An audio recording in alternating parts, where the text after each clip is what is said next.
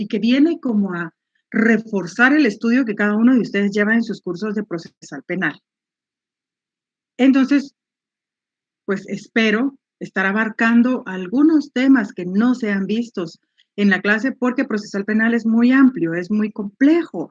Y a veces la hora y media, los 2 periodos de curso no son suficientes para poder solucionar cada duda o bien, ventilar cada, forma de las etapas del proceso. Si no lo han visto, pues, espero contribuir en algo al estudio y a la preparación de ustedes, y si ya lo vieron, pues, que sea un repaso, que sea ese repaso constante que mantenemos con el estudio del derecho, no solo mientras somos estudiantes, sino también cuando somos profesionales. La carrera no termina, debemos ir actualizados. Así que, pues, esta semana 4, el tiempo se ha pasado muy rápido. 4, solo la otra semana, y luego ya están ustedes en sus exámenes parciales. Nos pidieron que, por favor, compartiéramos con ustedes el hecho de que, ese sí se hasta ayer en la noche lo enviaron. El recordatorio a los estudiantes se les recuerda que a más tardar este domingo 8 de agosto del 2021 deben completar el proceso de inscripción y asignación de cursos para que sus cursos puedan ser formalmente acreditados en el portal académico de la universidad.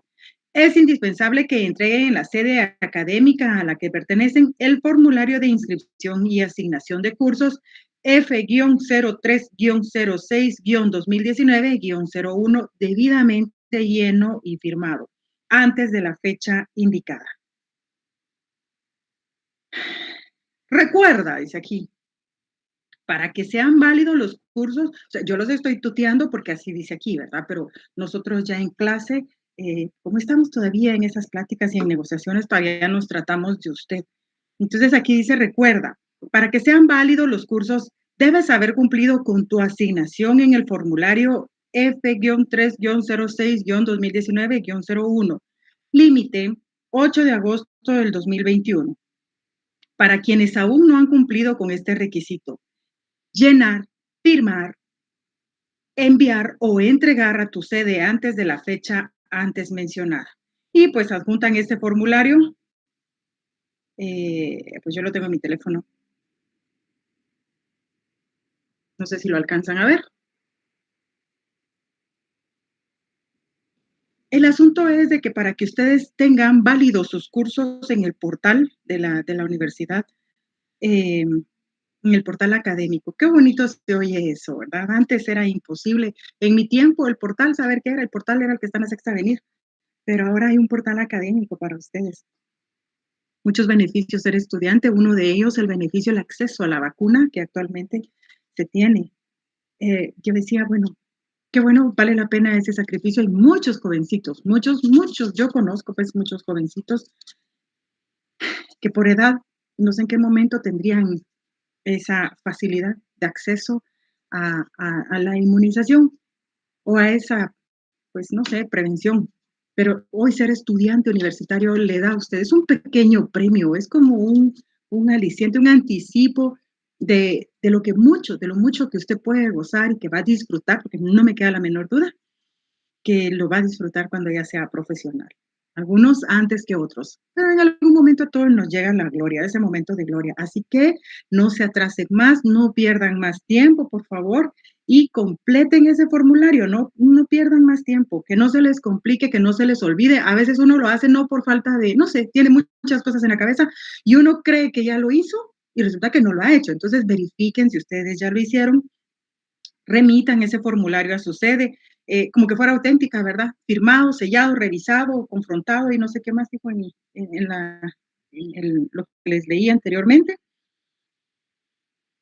Llenado, firmado, enviado y entregado. Puro auténtico. Firmo, numero, sello y firmo, ¿verdad? Entonces, por favor, eh, mañana, domingo 8 de agosto, es el último día para que ustedes puedan entregar ese formulario de asignación. Por favor, he cumplido con el requerimiento que se me hizo, entonces, y en eso pues ya doy tiempo para que ustedes, los que no se habían conectado, ya entremos un poco en calor ya en esta su Primera clase de esta su faena estudiantil. Conclusión de la investigación. ¿Qué es lo que yo pretendo ahora con esta clase? Que ustedes se vuelvan maestros del derecho penal, que ustedes amen el derecho penal, que amen eh, esa investigación que se realiza, que amen, que despierten ese olfato de investigador. Estaba preparando ya la clase número 5, de hecho ya está preparada, y me decía un hijo, mamá, ¿por qué mi hijo es pequeño? ¿Por qué estás poniendo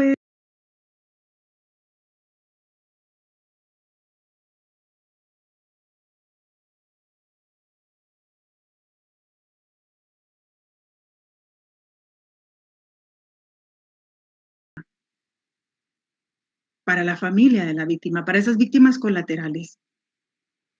Hay dolor, hay llanto, hay pérdida, prisión, muerte. O sea, no es algo bonito. Si lo vemos desapasionadamente, no es bonito. No es solo de que, ay, que voy a una audiencia y cobré, gracias a Dios, pude cobrar, no sé, ¿cuánto? 3,000, 4,000, 5,000, 20,000, 100,000, 200,000 por la audiencia. No se trata solo de eso. No es solo del dinero. Se trata de no perder ese lado humano, esa conciencia, esos valores que todavía eh, tenemos y que debemos rescatar porque se han perdido mucho para inculcarlos a estas generaciones. Y la generación de ustedes, que son esos nuevos profesionales, que serán los encargados de... Ah, les quiero presentar a alguien. Miren, miren a quién tengo acá. ¿Sí la ven? A mí me encanta esta señora, pues es muy linda, muy guapa, pero esta balanza es lo que más me gusta de ella. Su balanza está igual. Y no sé si alcanzan a ver, pero al fondo, donde está mi lámpara, hay otra, pero ella se sentó, estaba cansada, se cansó y pues se sentó un rato. Casi nunca se encuentran justicias sentadas, damas de la justicia sentadas, casi todas están de pie, pero esta me gusta mucho por sus colores, su balanza tan linda. Y era lo que les decía yo la semana pasada, creo que se los dije. Si alguna vez ustedes van a inclinar el peso de la balanza para un lado o para otro, siempre como hago mío ese pensamiento, que sea por el peso de la misericordia, de la piedad y no de la dádiva. Así que les quería presentar a esta señora muy guapa y que todos debemos de tener ya cuando ustedes sean graduados o ahora pueden tenerla para que eso los motive a estudiar, a terminar, a prepararse, pero sobre todo para hacer las cosas con ética, con profesionalismo, con imparcialidad, con pasión, sobre todo con pasión. Bueno, así que ya después de tanto romanticismo con la señora de la justicia, pasemos al objetivo de nuestra clase. ¿Qué es lo que pretendo yo en esta clase? Bueno, obvio que continuar con el desarrollo del programa, pero lo que quiero es realizar un repaso así tipo flash sobre las formas en que puede concluir una investigación y el procedimiento abreviado. O sea, una de las formas de concluir la investigación es el procedimiento abreviado, que no se me malinterprete. Porque la investigación, como yo les decía al principio, hace unos momentos, no necesariamente va a terminar en una acusación. ¿Por qué va a acusar usted? ¿Por qué va a presentar una acusación si no es necesario? Recordemos lo de los delitos menos graves. ¿Por qué? Si hay otras formas. Usted quiere afectar, si usted es fiscal, los fiscales en algún momento nos volvemos muy duros, muy perdemos ese lado humano que el derecho penal tiene. Y de hecho yo lo había perdido también. Hasta el año antepasado, en el 2019, que estábamos en una audiencia, 22 de diciembre, estaban a punto ya de ser 24, ya. Si no lográbamos sacar a nuestros clientes, porque eran muchos, era en un juzgado de mayor riesgo, eran muchos los sindicados, éramos más los abogados también, porque hay sindicado que lleva 2 defensores. Éramos un grupo muy grande. Y si no se lograba sacar a su detenido o a su cliente en esa fecha, seguro que no lo sacaba, porque luego venía Navidad, Año Nuevo, el Día de Reyes y todo, y las vacaciones y todo lo demás del juzgado. Entonces le iba a trazar. Pero me llamó la atención la postura de un compañero que es ex fiscal también, y él hablaba y él apeló a esa humanidad de quien controlaba la audiencia. de la judicatura. Y le decía, entonces, honorable, pues, se invoca que se recuerde, por favor, la aplicación del derecho humano, porque si bien es cierto, el derecho penal es eminentemente sancionador, también es de recordar que es un derecho humano. Y me fascinó tanto su argumento y dije: "Oh, sí, tiene razón", y todos perdemos ese lado humano, por los afanes de la vida, por las necesidades o por esa gran pena que nosotros tenemos, bueno, tengo que reunir tanto de dinero porque necesito pagar, y nos vamos, no sé, deshumanizando, perdiendo ese sentimiento. Y me recordé tanto cuando uno de mis jefes me dijo: "Un fiscal no debe tener sentimientos". Bien, debe tener sentimientos, pero debe ser imparcial. Hay, no hay, no hay. Y así los jueces, no solo los fiscales. ¿Para qué? Para que esa balanza de la justicia quede bien, quede cabal. Ni a favor ni de uno ni de otro, ni en contra de uno ni de otro. O sea, igual. ¿Por qué les digo esto? Porque precisamente en ese proceso hay una persona, es un profesional universitario que está sujeto a proceso, y yo decía, pero si es un delito, mini delito, o sea, ¿por qué está aquí? Ay, es que mire que está con todos y se juntó con todos. Es que la ley no sanciona el hecho de que yo me junte con todos. O sea, el derecho penal es eminentemente personal. Y hoy por hoy, cada vez que veo a la persona, digo, ya que rato se hubiera solucionado su problema si tan solo el Ministerio Público fuera un poco más objetivo. Cierro a favor de este o pido a favor de este y de 23 que son, me quedo con 10, que con estos 10 sí ya no puedo desjudicializar y me voy a debate. Menciono esto por la forma en que puede concluir la investigación. Poco a poco vamos a ir viéndolo, pero para que no perdamos más tiempo, entremos ya de hecho a nuestra clase, a nuestra primera presentación. Artículo 289 del Código Procesal Penal. Aquí estamos hablando del Código Procesal Penal.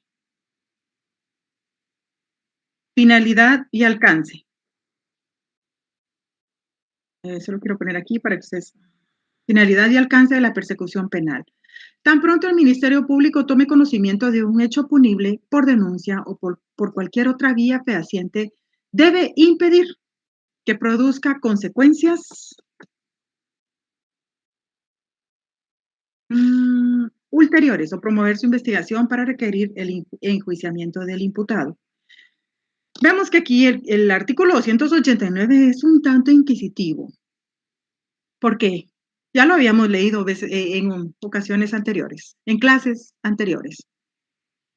Tan pronto el Ministerio Público tome conocimiento de un hecho punible por denuncia o por cualquier otra vía fehaciente, es decir, que sea verdadera, que haga creer que eso es cierto, que lo que se está diciendo es cierto, por ejemplo, por teléfono, debe impedir, hasta ahí vamos bien, que produzca consecuencias ulteriores o promover su investigación.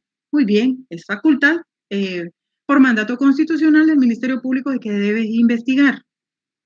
Pero ¿por qué aquí? Para requerir el enjuiciamiento del imputado. Voy otra vez. Conforme vamos analizando, vemos que es necesario tal vez reformar estas pequeñeces de los códigos, de los artículos, y no crear más y no mover más. No, no, no, ¿para qué vamos a hacer más leyes o para qué vamos a reformar las innecesarias? Enfoquémonos en los artículos pequeños, en los que de verdad van a dar un giro en todo este andamiaje del proceso penal. Porque aquí, debe impedir que produzca consecuencias ulteriores o promover su investigación para requerir el enjuiciamiento del imputado. Está ordenando que se enjuicie. O bien, darle la salida legal o procesal, no sé, ustedes me corregirán ahí o me ayudarán a hacer la reforma, ni que fuera fácil, eh, o promoverá la solicitud que en derecho corresponda, o presentará o planteará la solicitud que en derecho corresponda, porque no necesariamente va a requerir el enjuiciamiento. ¿Dónde se pide el enjuiciamiento? La apertura a juicio, en la acusación. ¿Por qué no decir, bueno, hay otras formas de cerrar el proceso? No necesariamente nos vamos a debate todos, porque entonces sigamos con el método inquisitivo, pues ya no acuse, el acusatorio ya se le está dando ese disfraz de que le voy a dar chance a usted que se defienda, pero yo de una vez lo acuso. Una de cal y una de arena. No, hay otras formas. Entonces, hablando de que el Ministerio Público va a iniciar la investigación correspondiente para impedir, ulteriores consecuencias, cómo va a someter a una persona a un proceso penal. Y esto ya lo habíamos hablado antes. Formas en que una persona puede ser privada de su libertad, por flagrancia, por cuasi flagrancia y por orden judicial. Cualquiera de estas tres formas, o la persona que sea o las personas que sean detenidas van a ser sujetas a un enjuiciamiento o a un posible enjuiciamiento. Más que todo cuando las personas son detenidas en flagrante delito, son acciones, son detenidas por cometer actos o acciones que sí son duramente reprochables por la sociedad. Por ejemplo, una persona que, no sé, que macheteó, ocurre un poco ocurre mucho en el altiplano. Una persona que macheteó a alguien y que se intentó dar a la fuga, pero fue detenido momentos después. Entonces, fue detenido con el machete. Es una flagrancia, no hay pierde. Bueno, cuasi flagrancia, porque no fue en el momento en el que le estaba macheteando, no, una clase cuasi flagrancia porque hubo una persecución y lo encontraron todavía con objetos en su poder. Bueno, pues ahí sí. O el robo, una persona que es sorprendida justo en el momento en el que estaba despojando de sus pertenencias a, a determinada persona. Entonces se va a debate. Casi todas las flagrancias terminan en debate. Extorsión. Se montó un operativo, se armó el paquete de billetes que simulaban los billetes, se le entregó a quien lo estaba pidiendo, la víctima lo entregó en el lugar donde fue requerido, a la hora donde fue requerido, en la forma en que fue requerido, y una vez el malhechor tuvo en su poder la bolsa o el paquete, en ese momento le cayó la policía, que estaban en los alrededores vestidos de particular. Son flagrancias, esa es flagrancia. Entonces, esos delitos sí son sancionados son reprochados, no sé, tal vez por la forma tan descarada en que se está cometiendo el delito. Y eso sí, seguro, se van a debate. No hay pierde, ¿verdad? Eso nos vamos a debate. ¿Por qué? Porque pues, las penas mínimas superan los 5 años de prisión. Entonces, esto lo encontramos en el artículo 257, ya lo leímos anteriormente. En el 6 encontramos de la Constitución Política de la República 6, 7 y 9. Se encuentran los plazos en que va a ser una persona puesta a disposición del juzgado. ¿Para qué es puesta a disposición del juzgado? No sé si ustedes vieron ayer en las noticias que se llevaron a cabo órdenes de allanamiento y se ejecutaron órdenes de aprehensión también de personas que habían sido vinculadas con la política. Yo estaba leyendo en un diario virtual todos los delitos que se le reprochan. Abuso de autoridad, eh, miren, tenían tantos delitos, yo decía que abuso de autoridad fue el único que se me quedó. Tenía como 5 delitos. Solo el más, jerárquicamente más alto de los que detuvieron ayer. Uy, decía yo. Lo pusieron a disposición del juez de primera instancia de Misco, donde únicamente le hicieron saber el motivo de su detención. Al ponerlo a disposición de un juez municipal, de un municipio, de jurisdicción de un municipio, fue únicamente para darle cumplimiento al artículo 6. ¿Por qué?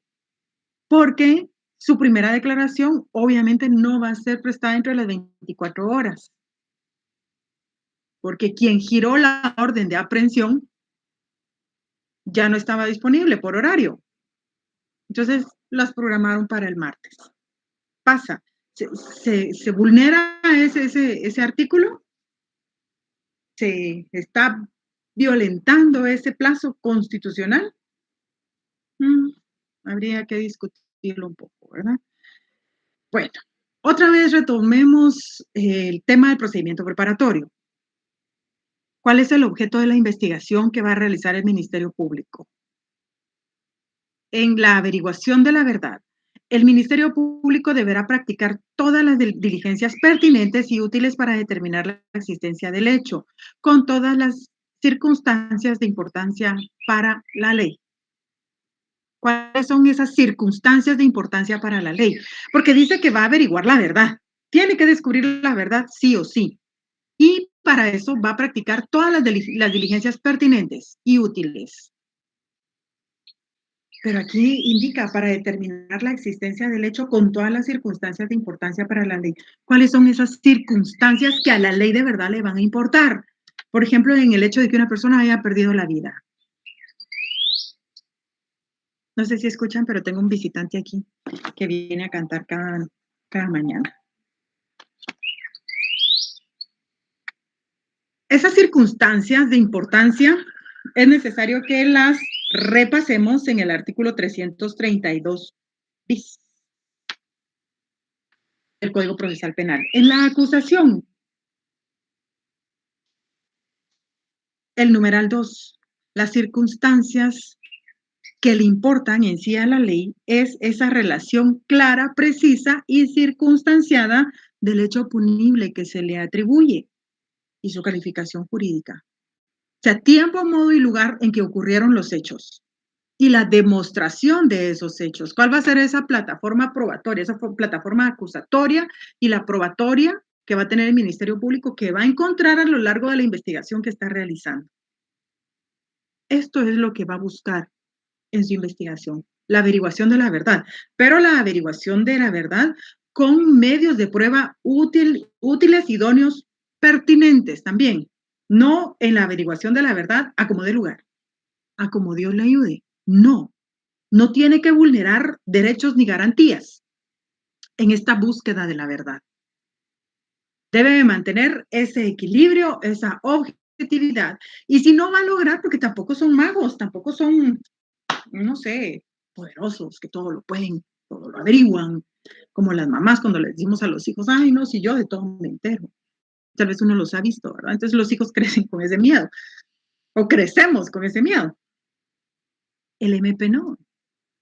El MP debe mantener ese respeto de ese Estado de Derecho, debe mantener ese respeto de cada una de las leyes sin invadir la privacidad de otras personas. Y si va a tener que invadir esa privacidad, debe de contar con autorización judicial. ¿Para qué? Pues para que mantenga la legalidad en la averiguación de esa verdad. Bueno, continuemos.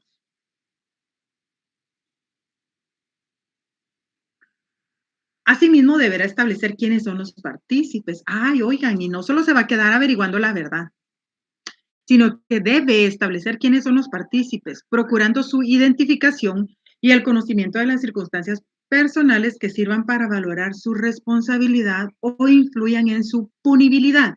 ¿Qué es eso? ¿Qué es la punibilidad? ¿La punibilidad qué es? Si les preguntan, ¿qué es la punibilidad?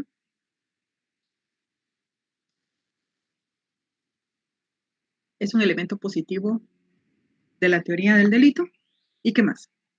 Bueno, verificará también el daño causado por el delito. Ah, lo va a verificar. Aun cuando no se haya ejercido la acción civil. Esto siempre en el artículo 309. Verificará el daño causado por el delito. Estaba leyendo, viendo las noticias hace un momento y aquí por mi terruño se han dado muchos homicidios. Bueno, siempre hay, ¿verdad? Pero más cerca de mi entorno, de, de donde yo vivo, y salió en la tele la imagen de un camión donde tenía muchos impactos de proyectil de arma de fuego en el windshield. Es obvio que la persona que iba manejando el vehículo no pudo resistir a todo ese ataque y murió. Entonces, pregunto yo, en una escena de esas, supongo que ustedes vieron la noticia también, fue una persona que repartía carne de res la que perdió la vida, ayer por la tarde. Y resulta que, entonces, el Ministerio Público llegó, trabajó la escena, recogió los indicios. ¿Qué daño creen ustedes que pudo haber causado esta acción? ¿Uno, dos, varios o cómo? Verificará también el daño causado por el delito. Ayer, y como yo tenía preparada la clase, me quedé viendo la noticia y dije, bueno, ¿cuántos daños O sea, al final daño, daño, ¿verdad? Pero los vamos a clasificar, pensé yo. El daño al dueño del camión. No, pero dejémoslo material. El daño a la familia del conductor del camión. Ese daño. ¿Por qué? Porque él ya no va a estar con ellos. El hombre andaba trabajando. Quiere decir que el hombre generaba dinero para subsistencia de él y de su familia. Este proveedor, este hombre proveedor, ya no está en ese seno familiar. ¿Qué pasa? Porque yo desconozco los detalles. Si su esposa era joven, si su esposa es enferma, o tiene hijos enfermos, o tiene hijos pequeños, o tiene hijos estudiando, que es lo más lógico, ¿verdad? Lo más creíble. Y la señora se dedicaba a cuidar a los hijos. Ahora va a tener que ir a trabajar. Y la señora nunca ha trabajado, pues porque ni modo, así ella se quedaba cuidando la casa. No tiene experiencia. ¿Dónde va a encontrar trabajo rápido? Ese daño es un gran daño. Ese es un daño uno, digamos. El dueño del camión, porque lo más seguro es de que el fallecido no era el propietario del camión. Él era un empleado que estaba conduciendo el camión. El dueño del camión, ¿por qué? Porque le consignaron su vehículo, porque se lo llevaron al predio, porque tienen que hacerle expertaje. Los expertajes están tardando muchísimo tiempo. En mi temporada, cuando yo fui fiscal, el INASIF hacía expertajes a nivel república, o sea, eran como 4 peritos y tenían que irse a Petén, a Huehuetenango, a Quetzaltenango, a todos esos lugares. No sé si hoy ya hay sedes en los departamentos, o al menos de vehículos. Pero de por sí ya aquí en Guatemala cuesta que le hagan el expertaje. Va, y ahí ya van 2 personas que resultan dañadas. Los negocios que se vieron afectados ayer por la comisión de los hechos, porque tuvieron que poner cinta, tuvieron que acordonar el área. Entonces, al haber acordonamiento, ya no podían vender, ya no podían, no sé, continuar con sus funciones laborales. Ese es un daño también. El otro daño, a las personas que necesitaban pasar por el lugar, o que decían, fíjese que yo voy a comprar, no sé, voy a comprar el pan y ahí está la panadería. No puede pasar. O sea, el consumidor también se vio afectado por esto. Sin contar, que me imagino yo, el impacto que hicieron en el tráfico para entrar al pueblo. Todos estos daños. Todo eso lo tiene que verificar. Pero yo recuerdo que solo se ve el daño que va dirigido hacia la víctima. Entonces, si lo englobamos, si lo analizamos así independientemente, es demasiado lo que afecta a la comisión de un delito, de un hecho criminal. ¿Cómo se dividen los daños? ¿Cómo se dividen los daños? Ya usted está en el debate y le pregunta a la jueza, ¿van a ejercer reparación digna? Sí, su señoría, aquí está la víctima. Ah, bueno, entonces, dígame cuál es la petición de ellos conforme a cada uno de los daños. Y uno se queda así como, ¿cómo así? ¿Qué daños? Si el daño solo es uno. Entonces recordemos que los daños se dividen en daño emergente y daño cesante. O al revés, daño cesante y daño emergente. El daño cesante aquí sería lo que el hombre representaba para la familia. Era el proveedor, era el hombre que trabajaba. Entonces se debe de hacer un cálculo, un perito contador, de cuánto perdió la familia tomando en cuenta el índice de vida que tenemos los guatemaltecos. Por ejemplo, el señor, no recuerdo yo, porque no sé si en la noticia lo dijeron, pero por ejemplo que el hombre haya tenido 40 años. Quiere decir que tenía 20 años todavía de productividad, cuánto ganaba al mes. Entonces, hacer el cálculo de cuánto hubiera generado él en trabajo, en beneficio para su familia durante 20 años.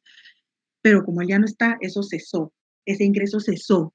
Entonces ese es el daño cesante, lo que deja de percibir la familia por la ausencia de la persona, en el caso de homicidio. Y el daño emergente es lo que la familia va a tener que incurrir en forma inmediata.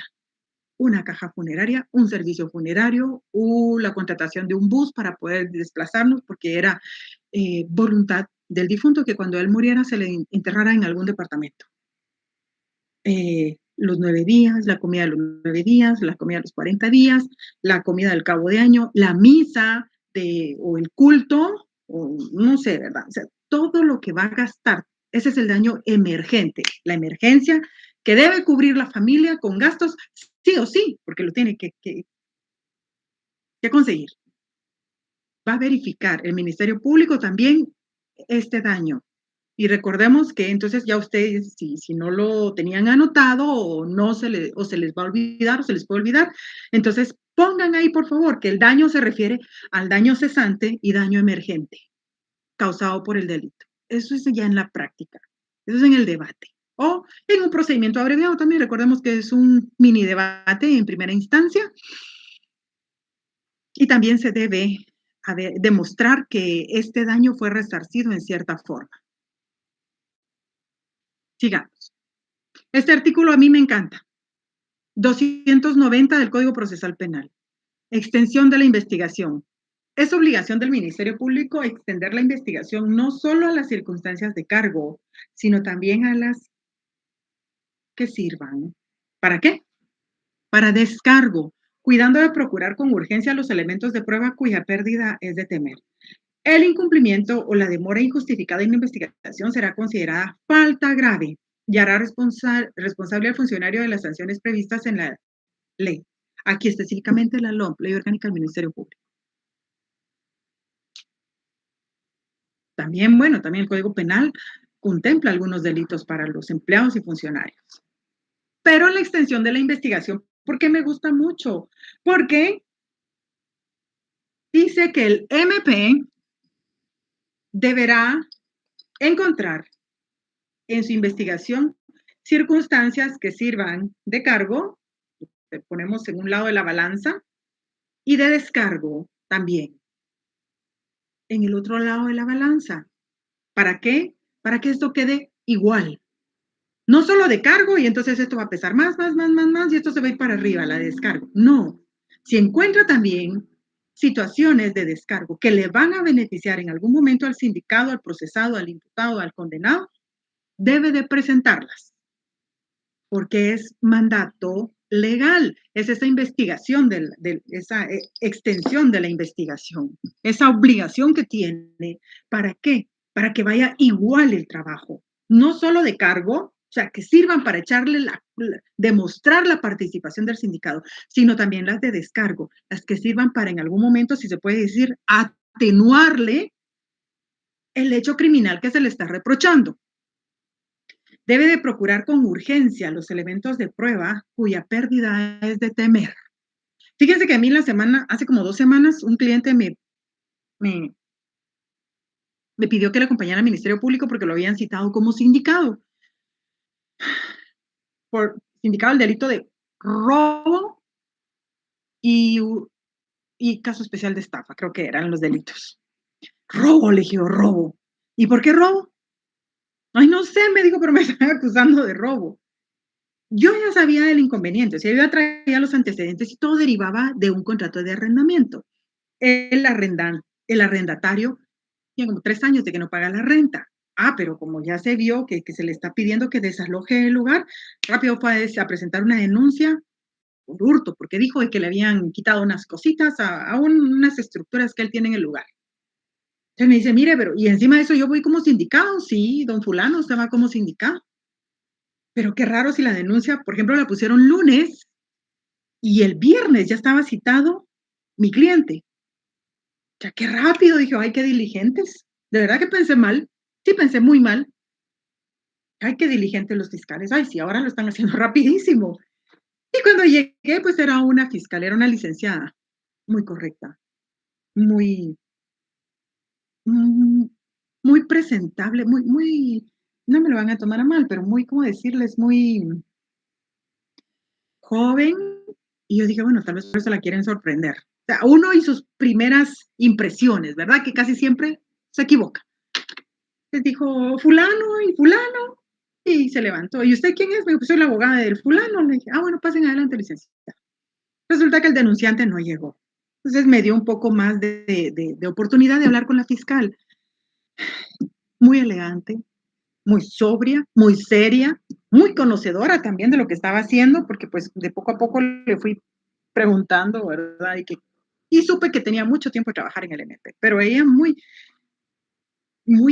fría en el trabajo que estaba haciendo. Entonces le dije, licenciada, perdone, fíjese que sí, me extraña mucho la diligencia. La felicito, le dije, porque ha trabajado muy rápido el expediente. Pues yo porque quería saber por qué lo había trabajado tan rápido, ¿verdad? Si uno a veces presenta otras denuncias y no les dan el trámite que uno necesita. ¿Sabe qué es lo que pasa, licenciada? Me dijo que fíjese que hay instrucciones en las que nos establecen que en los delitos de violación, bueno, esos que son muy graves, y en los de robo, robo agravado, hurto, hurto agravado, en atención al artículo 290 del Código Procesal Penal, se debe trabajar de forma inmediata. ¿Para qué? Para evitar las ulteriores consecuencias del delito. Ujú. Dije: "Oh, sí, pues, ya están aplicando este artículo 290". Pues fíjese que qué bueno, le dije, pero lamentablemente en este caso no aplica, porque todo deriva de un arrendamiento, y le empecé a explicar, ¿verdad? Fue un trabajo que, pues, se agradece que le haya dado prioridad. ¿Por qué? Porque así son las instrucciones, porque así lo establece la ley, y así debió haber sido desde el principio, ¿ya? Para que, se pierdan elementos que deben protegerse. Pero también veamos las personas malintencionadas, las personas que sorprenden esta buena fe de los fiscales, la buena fe del Ministerio Público. Porque ya cuando se le explicó, se le llevó la documentación, se le enseñó todo, se demostró que no era un hurto, no era un robo, todo deriva de un arrendamiento. Entonces dijo ella, bueno, igual tengo que seguir trabajando porque aquí entro por robo. Bueno, le dije, pero le está dando prioridad a un caso que no lo va a merecer. Pero bueno, vamos. Estábamos hablando que una persona puede ser sujeta a un proceso por 3 formas: por flagrancia, por cuasi flagrancia y por orden judicial. Pero, ¿qué pasa en las denuncias en las que son presentadas y no ocurre nada de esto, sino que sencillamente se está denunciando a una persona y no hay orden de aprehensión, no hay flagrancia ni hay cuasi flagrancia, solo está la persona denunciada, denunciante y denunciado. Denunciante quien presenta la denuncia y denunciado el a quien se le reprocha el hecho. ¿Qué pasa si después de investigar el Ministerio Público dice, bueno, aquí no tengo preso? Porque eso es lo que, esa es la expresión que se utiliza. No tengo preso, pero sí hay una persona sindicada. ¿Qué puedo hacer? No hay delito, no. Algo así como el que yo les decía, no, aquí no hay delito, no hay robo, aquí lo que hay es un arrendamiento. ¿Qué hago entonces? ¿Qué hace el Ministerio Público? No va a tener los expedientes abiertos y sobre todo si no son delito.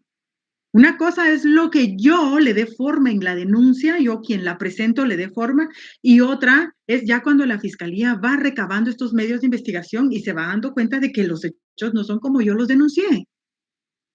Entonces, por lo mismo, no puede pedir una orden de captura, una orden de aprehensión. No puede, porque iría contra esa objetividad que debe mantener. Entonces es cuando ya procede la aplicación del artículo 310 del Código Procesal Penal. Vamos a ver. ¿Qué es el 310? La desestimación.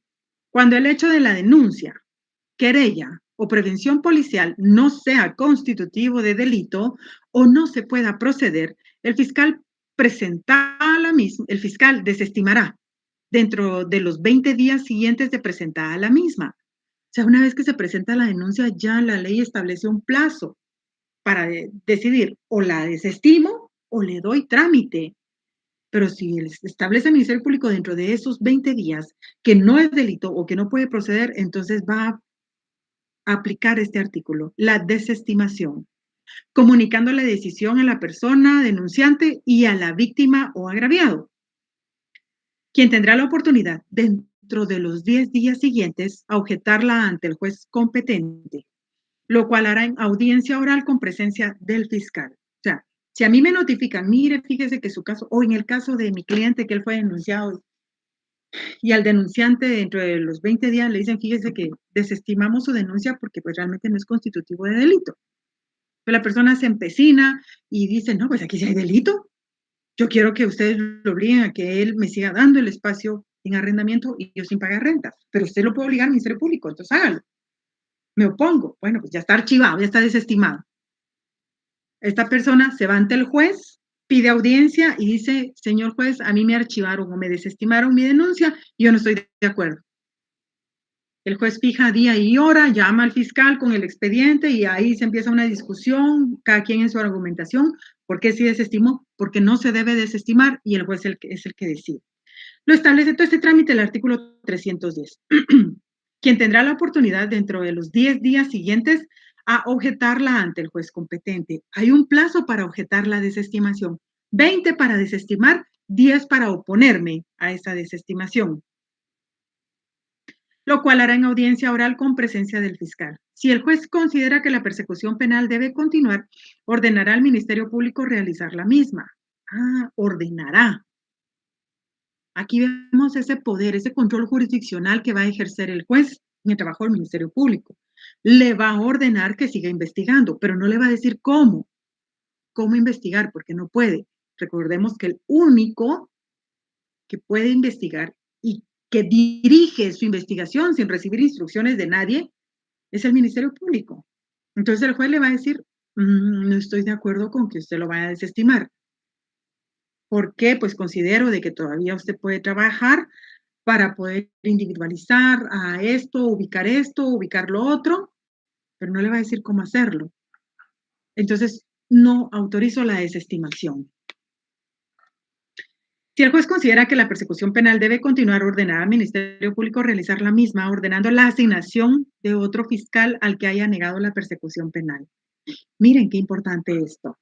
Ya no va a ser algo como los jueces que conocen en primera instancia y que no pueden conocer en segunda instancia del mismo asunto. Igual el fiscal. El fiscal que ya haya conocido de una o que haya solicitado la desestimación de un proceso, si el juez rechaza esa desestimación, ya no puede seguir conociendo el mismo fiscal, sino que debe conocer otro. El jefe ya dirá, bueno, este ya no conoce, le pasamos el expediente a otro.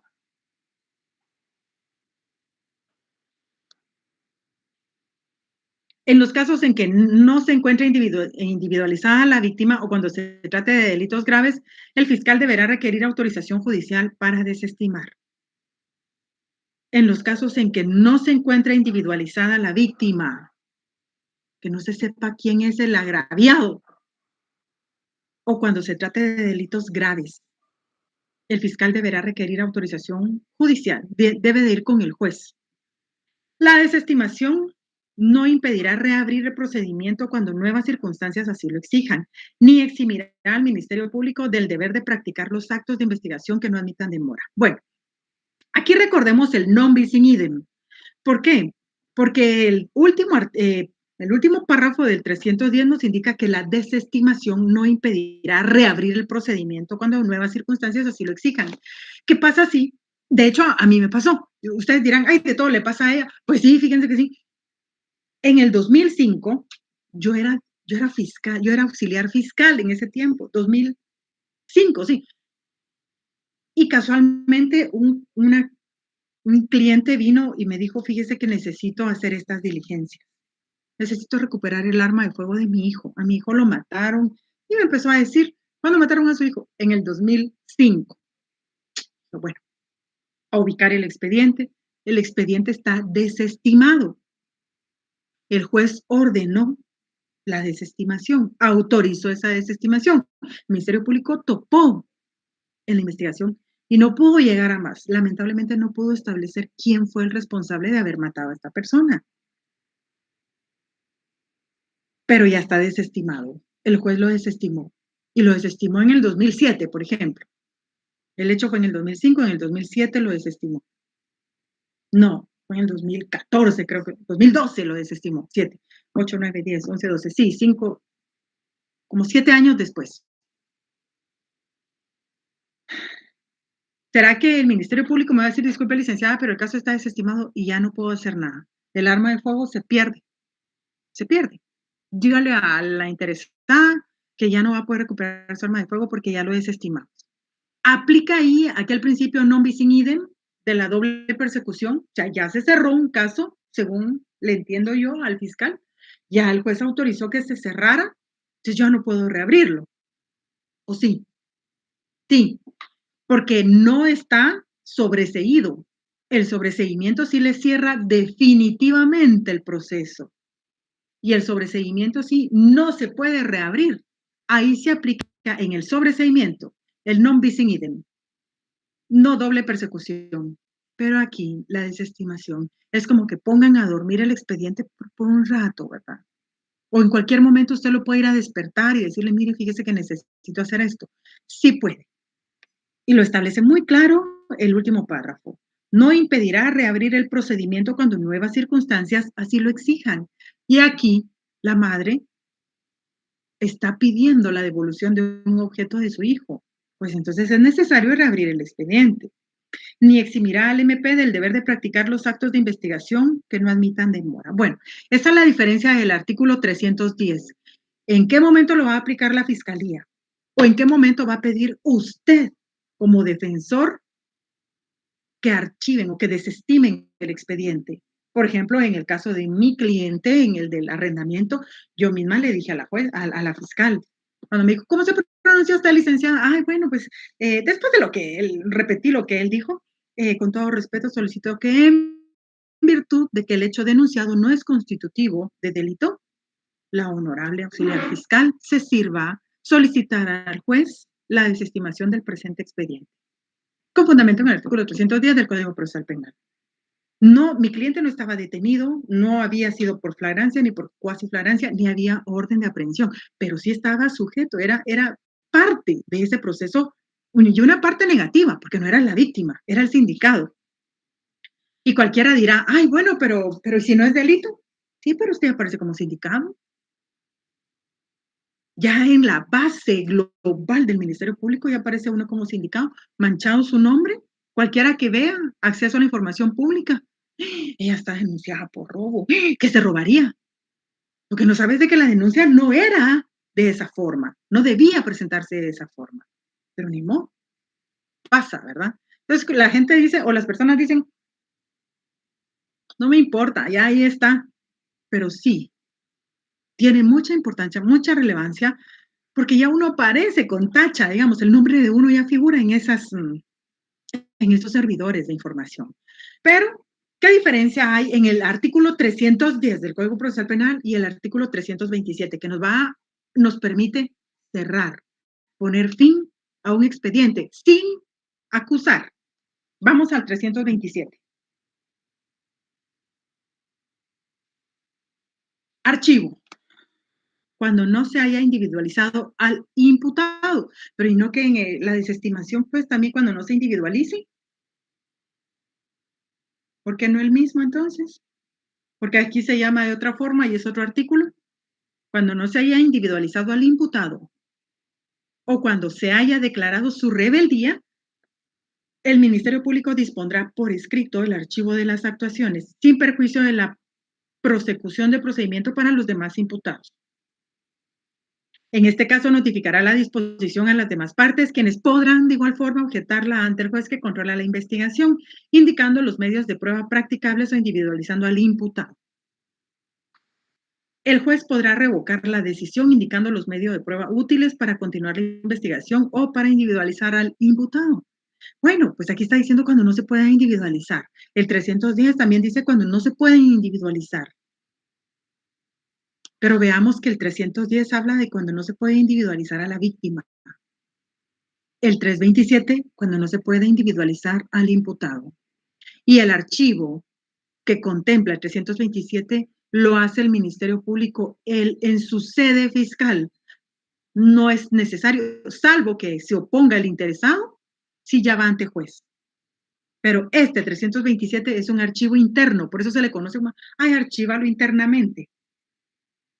Si alguna vez usted va a trabajar y le dice, mire, ¿qué hago aquí? ¿Logró individualizar al imputado o al sindicado? No, fíjese que no pude. Ah, bueno, archívelo internamente. Ya usted sabe que su fundamento es el artículo 327 del Código Procesal Penal.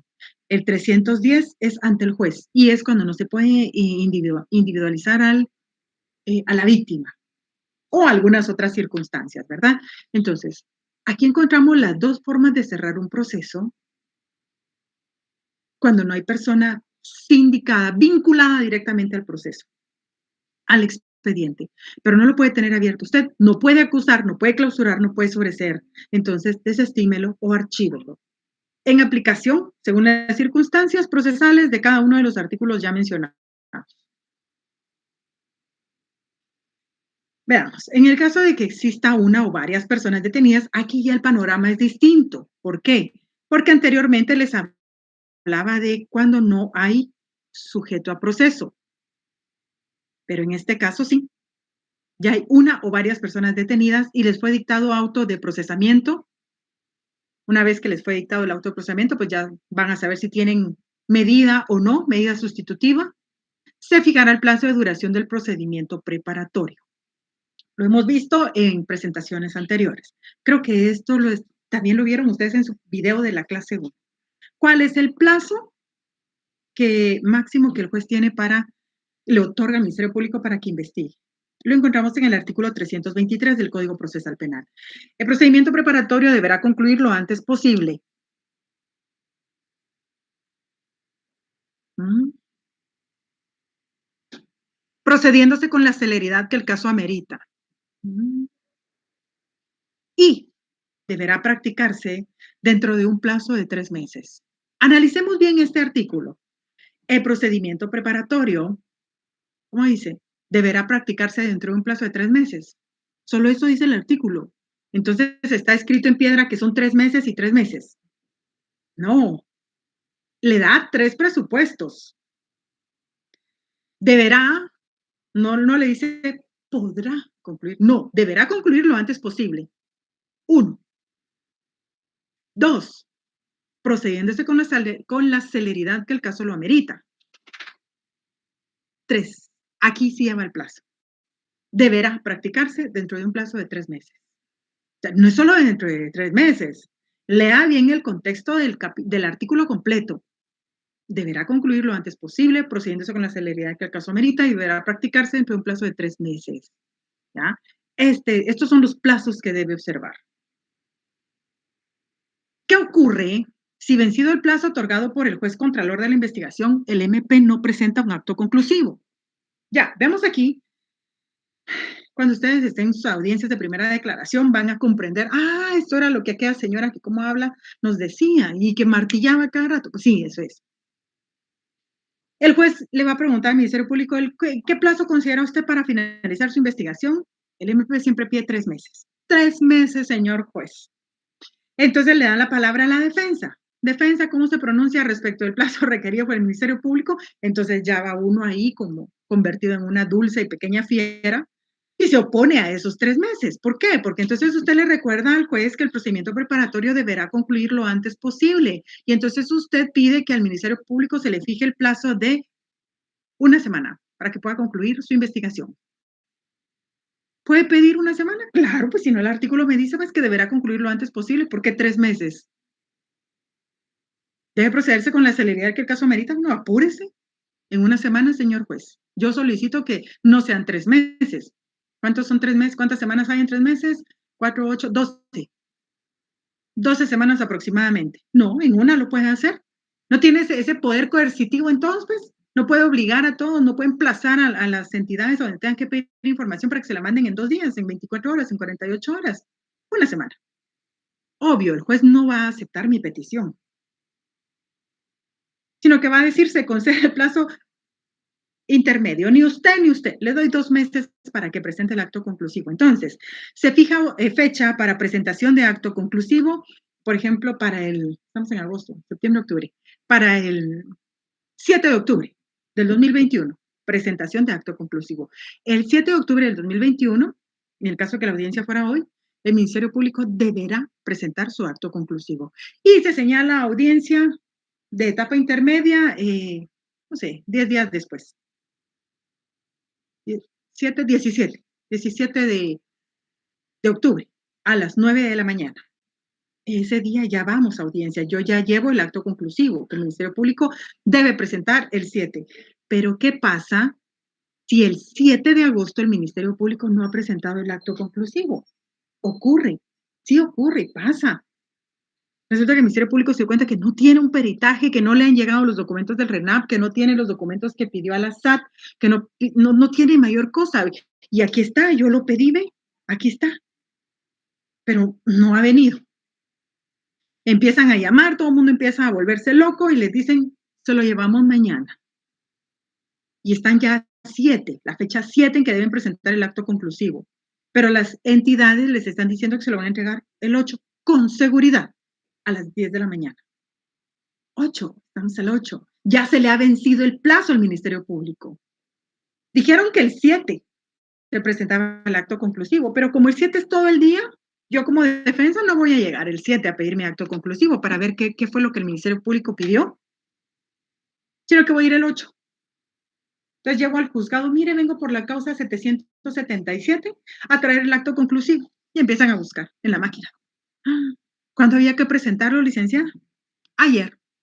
Fíjese que no lo ha presentado el Ministerio Público. No, bueno. Dos cosas.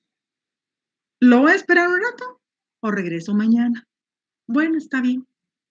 Pero ya no quise esperar, regreso mañana.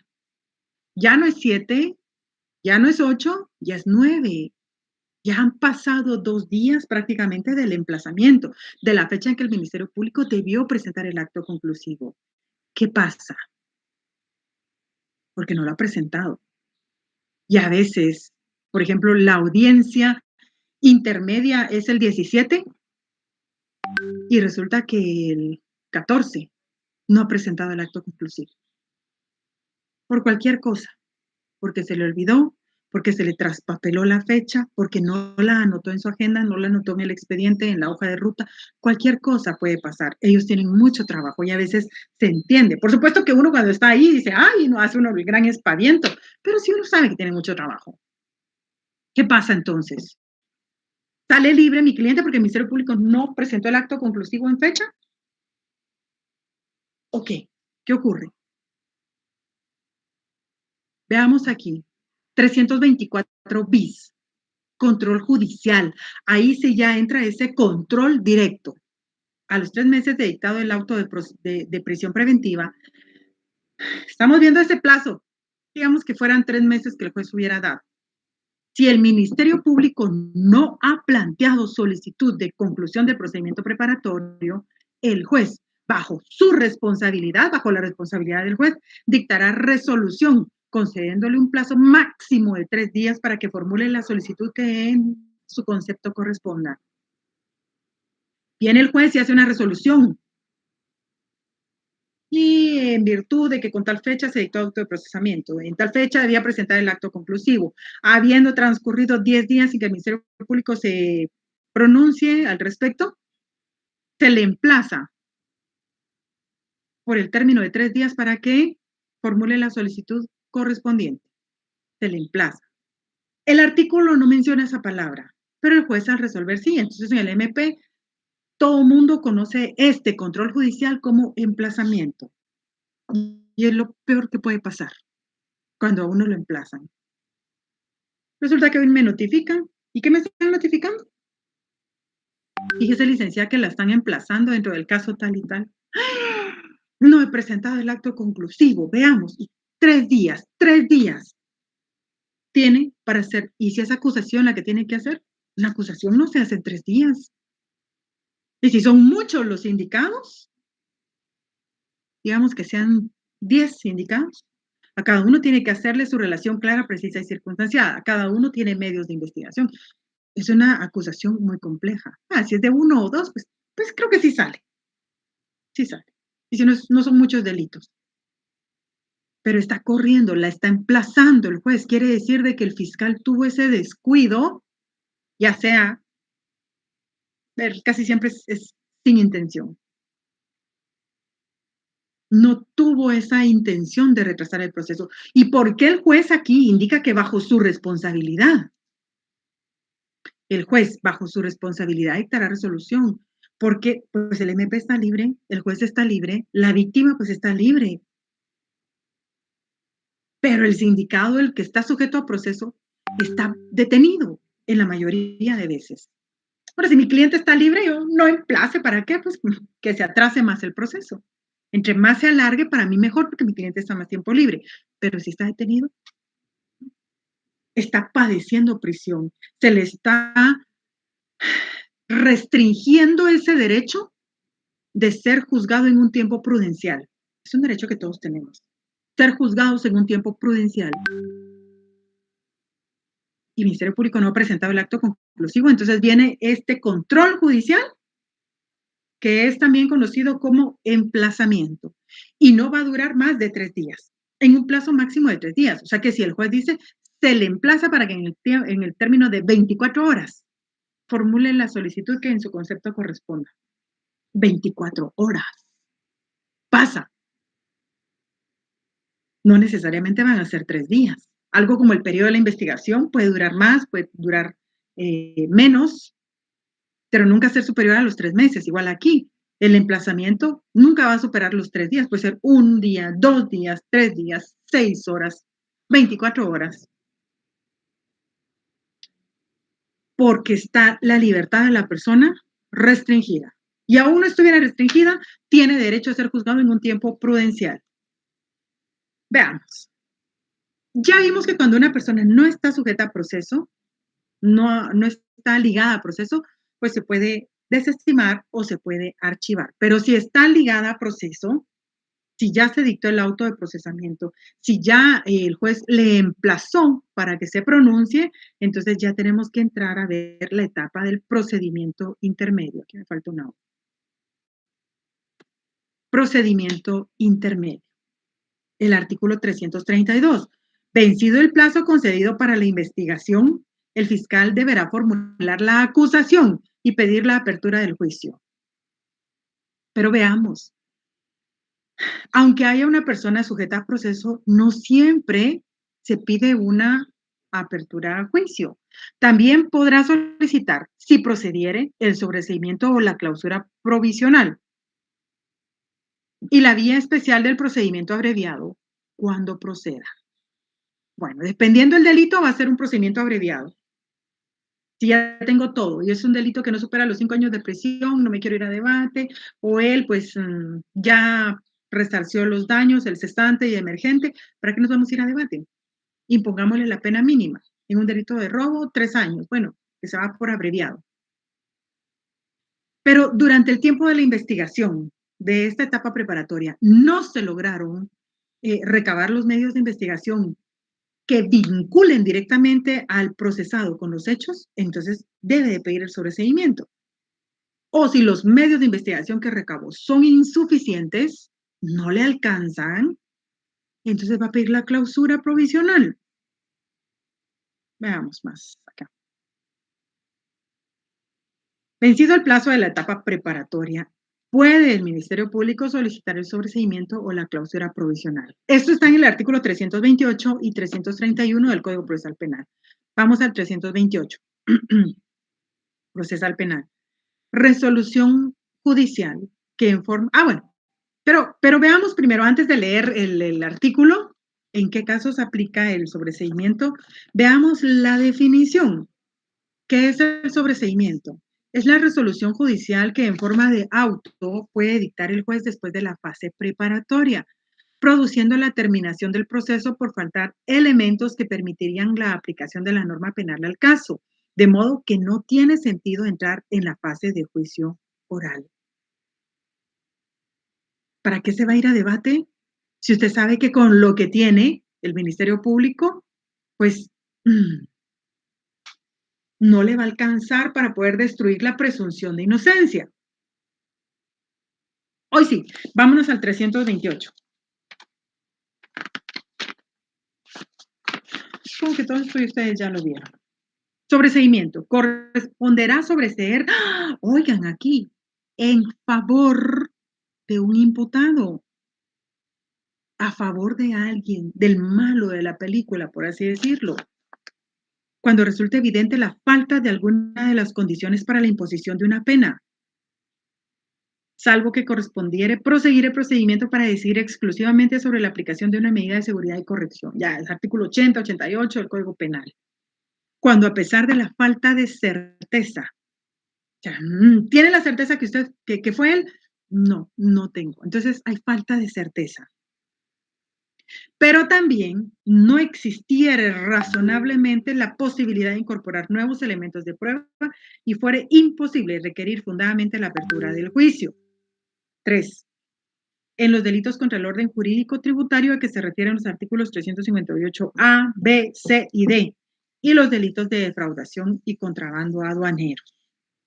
En estas tres situaciones, el Ministerio Público puede pedir el sobreseimiento a favor del imputado. O sea, es decir, señor juez, estoy de acuerdo yo, Ministerio Público, con que se cierre en forma definitiva el proceso.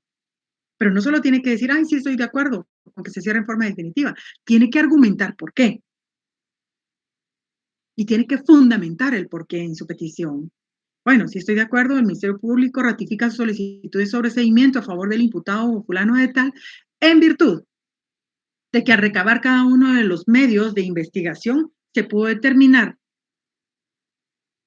que el señor fulano de tal no participó ni directa ni indirectamente en la comisión de los hechos que se le atribuyen. Por lo que, al no haber participado, al no tener una calidad ni de autor ni de cómplice, pues falta algunas de las condiciones para la imposición de la pena.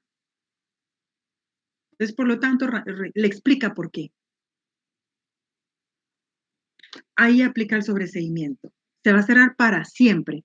O, pues, como diría el meme aquel, no tengo dudas, pero tampoco pruebas sobre sea el caso. No tengo dudas que él fue, sí, o sea, tengo la certeza. Si no en el 100%, tal vez en un 80% de que él lo cometió. Pero no lo puedo demostrar. Entonces, sobresea el caso. Sobreséalo. Sea objetivo. No lleve a debate. Ay, tal vez en el debate yo me convenzo a los jueces. No, es que no se trata de convencer, se trata de demostrar. Y convencer. Son las dos cosas. No solo es una, ni solo es otra. Veamos. Artículo 330. Valor y efectos.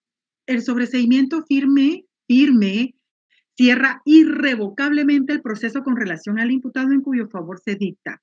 Se inhibe su nueva persecución penal por el mismo hecho y hace cesar todas las medidas de coerción motivadas por el mismo. Aquí, ustedes no tienen idea de la satisfacción que a uno le da, pero ya la van a tener cuando uno le sobresee en un proceso. Es como obtener una falta de mérito para uno como defensor. Recuerdo que el año pasado uno de mis clientes fue detenido por homicidio en grado de tentativa, portación ilegal de arma de fuego, disparo de no sé qué. Mire, tenía un montón de delitos. Y yo decía, Dios, ¿cómo voy a sacar a este hombre de aquí? Y al final logramos el sobreseimiento a su favor. Y era un homicidio en grado de tentativa, y era un homicidio que se supone había cometido en contra de 2 agentes de Policía Nacional Civil.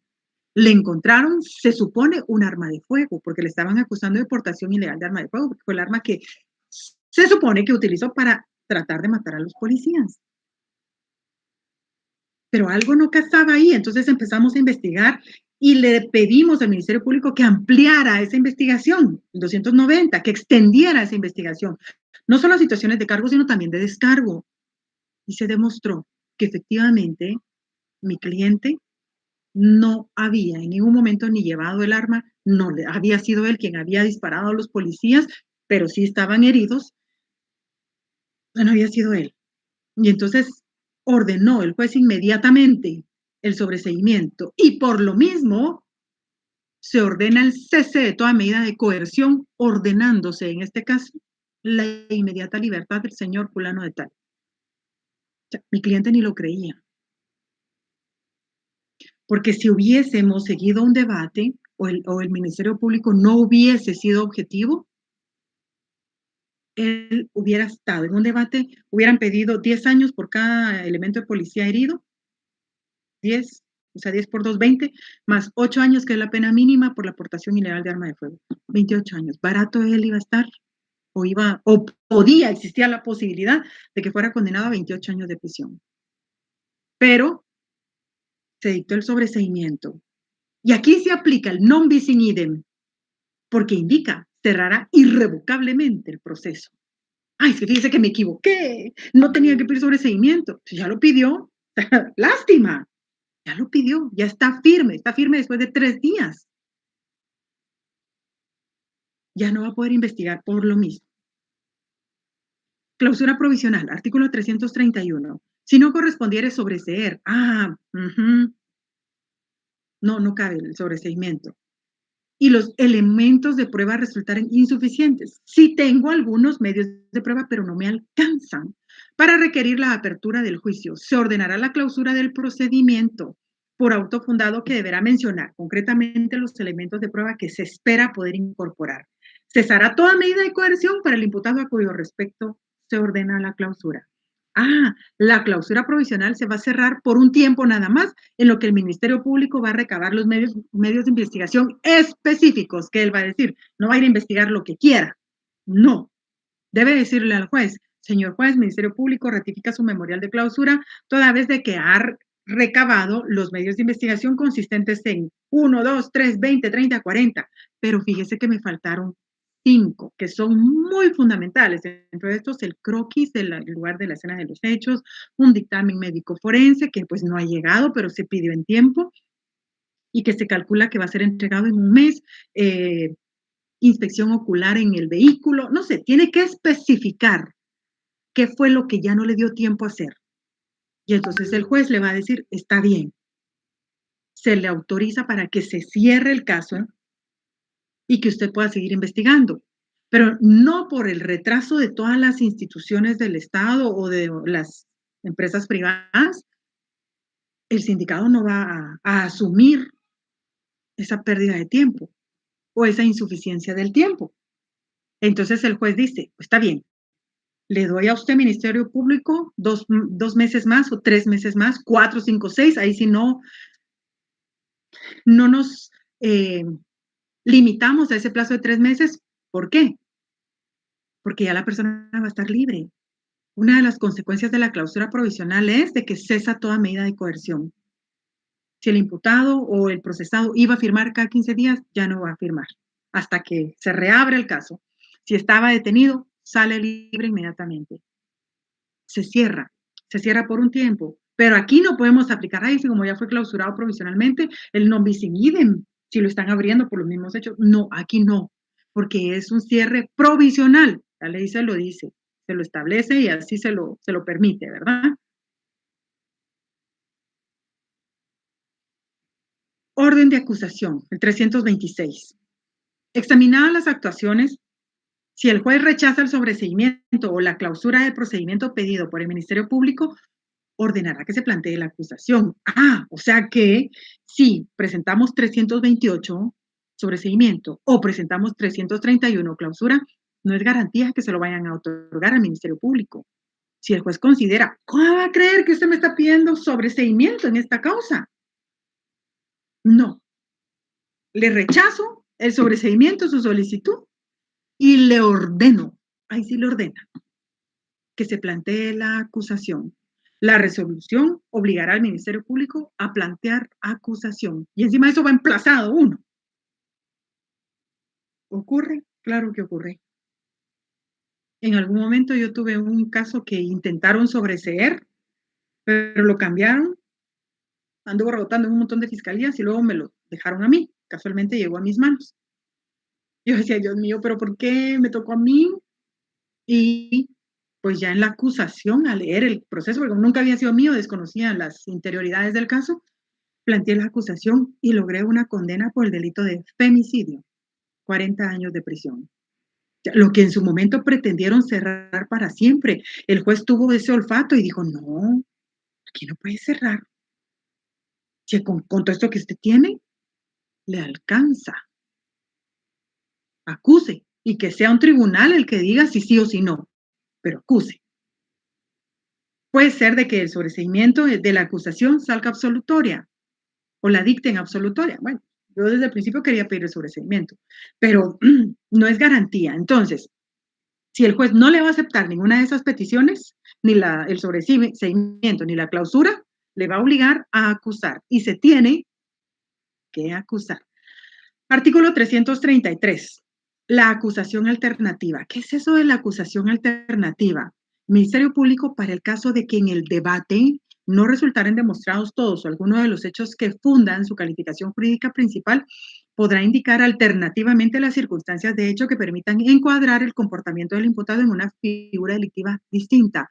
Pero veamos aquí, nadie nos dice cómo se plantea una acusación alternativa. El artículo nos indica que el Ministerio Público, para el caso de que en el debate nos habla del debate, pero en el debate no va a llegar uno, disculpe, honorable tribunal, la defensa o el Ministerio Público quiere plantear la acusación alternativa. Como el artículo me dice aquí que en el debate. Entonces, pues de seguro en el debate se plantea. Hay cosas que de verdad se tienen que aprender en la calle y a puro martillazo uno lo va aprendiendo. ¿En qué momento entonces yo planteo mi acusación alternativa? Porque aquí, pues me lo hice, de que en el debate no resultaran demostrados todos algunos de los hechos que fundan su calificación jurídica principal, podrá indicar alternativamente las circunstancias de hecho que permitan encuadrar el comportamiento del imputado en una figura delictiva. Dos cosas muy particulares. La acusación alternativa debe de plasmarla usted en su acusación normal, 332 bis del Código Procesal Penal. El día que presente su acto conclusivo y que solicite la apertura a juicio por medio de su memorial de acusación, va a plantear el delito por el cual él quedó sujeto a proceso. Por ejemplo, un homicidio. Pero usted a lo largo de su investigación ya no pudo pedir reforma del auto de procesamiento, la defensa no pidió reforma del auto de procesamiento y entonces se quedó como homicidio simple, pero usted cree que se dio el homicidio cometido en estado de emoción violenta. Entonces, en la misma acusación normal, tiene que hacer los dos hechos, pero le dice al juez en el encabezado de que presenta acusación y solicita la apertura a juicio por el delito de homicidio y alternativamente por el delito de homicidio cometido en estado de emoción violenta, que es una figura delictiva distinta. Esa es una cosa. Dos, la segunda, que la alternatividad no puede ser de menos a más. Por ejemplo, la persona quedó ligada a proceso por homicidio, usted no puede pedir alternativamente por asesinato, porque es de menos a más, a un delito más grave. No, tiene que ser de un delito a menos, a otro menos. No sé si me captan. Yo, como las acusaciones que hacía en su momento, todavía están algunas en trámite por distintas apelaciones. Quise transcribir únicamente el encabezado de una acusación alternativa. Usted ya sabe que va dirigida al juzgado, pues en este caso era cuando yo estaba en Vía Canales, a través de la suscrita ante esta honorable judicatura con el objeto de plantear acusación contra el procesado fulano de tal por el delito de homicidio. Ay, aquí no le puse homicidio. Homicidio. Y alternativamente por el delito de homicidio cometido en estado de emoción violenta. En el encabezado tiene que poner el delito, tiene que plasmar el delito por el cual está ligado a proceso y por el que usted cree que va a poder demostrar en debate, la alternatividad. Bueno, sigamos en esto, en este ejemplo. Debe tomarse nota, era lo que yo les decía, en todo momento que cuando se plantea una acusación alternativa debe realizarse una relación clara, precisa y circunstanciada del hecho punible que se le atribuye calificación jurídica por cada uno. Así, en el caso del ejemplo antes descrito, debe describirse una relación por el delito de homicidio, artículo 123, y una relación por el delito cometido en estado de emoción violenta, artículo 124, ambos del Código Penal. Veamos aquí el ejemplo. Se los puse en letra chiquita, porque no me cabía y quiero usar solo una presentación para esto. Relación clara, precisa y circunstancial del hecho punible que se le atribuye su calificación jurídica por el delito de homicidio, que es el que yo, según el ejemplo, por el que ha sido ligado a proceso. El Ministerio Público, luego de haber efectuado la investigación y agotada la misma, ha establecido usted que fulano de tal, el 16 de junio del 2013, aproximadamente a las 18 horas con 30 minutos, llegó en compañía de una persona de sexo masculino, aún no individualizado, a una tienda sin nombre ubicada en tal lugar donde se encontraba el señor fulano de tal y con un arma de fuego de características desconocidas, usted, o sea, el primero, disparó directamente en contra de la humanidad del señor fulano de tal, quien como consecuencia de tal ataque armado murió de manera instantánea en el lugar de los hechos, cuya causa de muerte directa fue hemorragia exsanguinante por laceración aórtica y la causa básica de muerte fue heridas perforantes y penetrantes tóraco-abdominales producidas por proyectiles de arma de fuego. Esto, causa de muerte y causa básica, esto siempre lo saca uno del informe de la necropsia. Una vez logrado su objetivo, se dieron en precipitada fuga con rumbo ignorado, corriendo por los callejones del sector. Esta acción por usted ejecutada es constitutiva del delito de homicidio. contemplado en el artículo 123 del Código Penal. Bueno, aquí vemos el hecho original. Relación clara, precisa y circunstanciada del hecho punible que se le atribuye su calificación jurídica por el delito de homicidio cometido en estado de moción violenta. O sea, también tienen que poner en qué consiste. Y todo lo mismo, ¿verdad? Solo que aquí se está poniendo con quien previamente usted discutió por causas desconocidas y derivado de esa acalorada discusión, usted sacó un arma de fuego de características desconocidas, disparando directamente en contra de la humanidad del señor fulano de tal, y como consecuencia de tal ataque murió, y ahí está la misma causa de muerte. Esta acción por usted ejecutada es constitutiva del delito de homicidio, no terminé de poner aquí, homicidio cometido en estado de emoción violenta. Contemplado en el artículo 124 del Código Penal. Vale un poquito la presentación. ¿Ven? Eso es lo que yo necesito que ustedes comprendan. Que la alternatividad va en la misma acusación. Vamos entonces, pero si se está planteando una acusación en la vía del procedimiento abreviado, lo encontramos en el artículo 464, admisibilidad. Si el Ministerio Público estimara suficiente la imposición de una pena no mayor a 5 años de privación de libertad o de una pena no privativa de libertad o aún en forma conjunta, podrá solicitar que se proceda según este título, concretando su requerimiento ante el juez de primera instancia en el procedimiento intermedio. En el procedimiento intermedio debe de pedir o indicar que va a plantear acusación en la vía del procedimiento abreviado. No una acusación pidiendo la apertura a juicio, no una acusación pidiendo apertura a juicio y alternativamente por tal delito. No, aquí es una acusación en la vía del procedimiento abreviado. Son 3 acusaciones. Para ello, para un procedimiento abreviado, el Ministerio Público deberá contar con el acuerdo del imputado y su defensor, que se extenderá a la admisión del hecho descrito en la acusación y su participación en él y a la aceptación de la vía propuesta. Es decir, por medio de un memorial, el acusado va a indicar, estoy de acuerdo en la vía propuesta, que es la del abreviado. Estoy de acuerdo con la pena que se me va a imponer. Estoy de acuerdo, sí, acepto que cometí los hechos que él está diciendo en la relación clara, precisa y circunstanciada. Mi abogado está de acuerdo, mi abogada está de acuerdo, démosle. Entonces es el abreviado, ¿verdad? Trámite posterior del abreviado. El juez oirá al imputado y dictará la resolución que corresponda. El juez también, el juez que controla la investigación. O sea, ya no nos vamos a debate. Ahí, en esa audiencia, el juez de primera instancia, vamos a entrar a conocer esto. Va a absolver o a condenar, aunque él acepte, yo participé en los hechos, pero el juez analiza y dice, no, pues aquí no hay nada, lo absuelvo. Bueno, será su suerte. Pero la condena nunca podrá superar, en el caso de que condene, la pena requerida por el Ministerio Público. Aquí les puse un ejemplo de cómo se plantea el encabezado de un procedimiento abreviado, porque todo lo demás es lo mismo. ¿Qué es lo que va a cambiar? Bueno, en la entrada del memorial, digamos, en la parte introductoria del memorial, va a indicar aquí, por ejemplo, que está presentando, planteando acusación en la vía de procedimiento abreviado en contra del señor fulano de tal por el delito de encubrimiento propio. O sea, solo tiene que decir que la vía del procedimiento abreviado. ¿Qué le cambia? Las peticiones. Todo lo demás, el cuerpo de la acusación va igual, solo en las peticiones. Le va a cambiar la pena que usted desea que le sea impuesta al acusado. Ay, me falta un montón de presentación. Y en este caso, por ejemplo, en la literal D, indica que se admita la acusación planteada en la vía de procedimiento abreviado en contra del imputado por el delito de encubrimiento propio y que al resolver el juez dicte sentencia de carácter condenatorio en contra del relacionado procesado por el delito de encubrimiento propio y por tal infracción a la ley penal se imponga la pena de prisión de 3 años.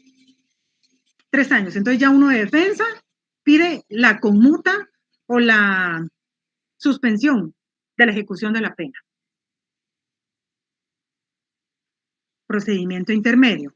Vencido el plazo para la investigación, el Ministerio Público también puede solicitar la aplicación de alguna medida desjudicializadora, no necesariamente acusación, sobreseimiento ni clausura, no necesariamente desestimación o archivo en el caso de que no hayan personas vinculadas a proceso.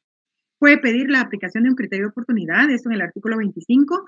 En el artículo 25 bis nos va a indicar cuáles son los requisitos y en el 25 quinquies la condición para poder aplicar un criterio de oportunidad.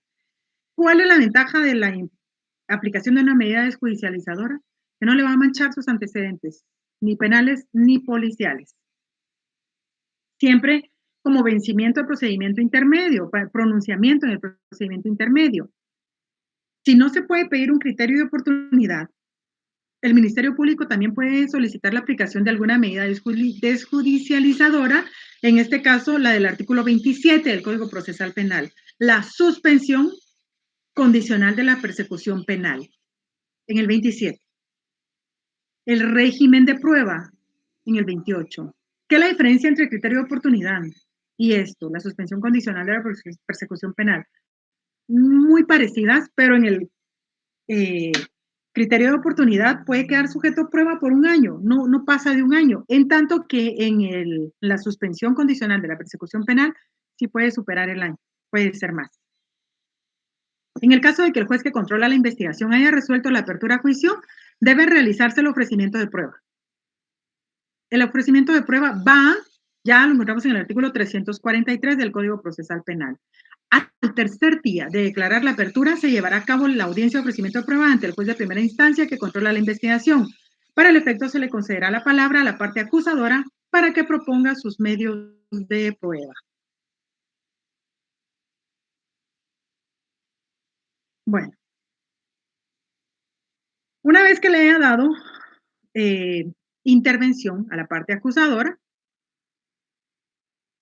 también va a proceder para el ofrecimiento de prueba de los otros sujetos procesales, al creyente, al defensor, al sindicado, al acusado. Una vez que cada quien haya propuesto sus medios de prueba, el juez resolverá inmediatamente y admitirá la prueba pertinente y rechazará la que fuere abundante, innecesaria, impertinente o ilegal. Todo lo que esto es mucho, se rechaza. Esto en nada va a servir al proceso, que al hecho que se le atribuye es innecesaria. Esta es impertinente, nada tiene que ver con el hecho y esta es ilegal, se rechaza. Esas son las pruebas que va a rechazar. En el 344 encontramos la citación a juicio. Al dictar el auto que admita o rechace la prueba previa coordinación con el tribunal de sentencia, el juez señalará día y hora de inicio de la audiencia de juicio, misma que debe realizarse en un plazo no menor de 10 ni mayor de 15 días. A debate en no menos de 10 días ni mayor de 15 una vez que ha aceptado la prueba. ¿Se cumplen los plazos? No. A partir de este momento, los acusados dejan de quedar a disposición del juzgado e inmediatamente quedan a disposición del tribunal que conocerá el juicio. Ya sea de que ellos quieran declarar o que quieran pedir alguna medida sustitutiva o algún permiso, una vez de que ya se haya abierto a juicio y que se haya dejado o fijado fecha y hora para el inicio del debate, ya no tienen que pedirla al juez de primera instancia, sino que al tribunal de sentencia, porque ahora, a partir de ese momento, ellos quedaron a disposición de ese tribunal. Bueno, muchas gracias por su atención, agradezco el tiempo prestado, les deseo éxitos en el resto de sus actividades. Buen día.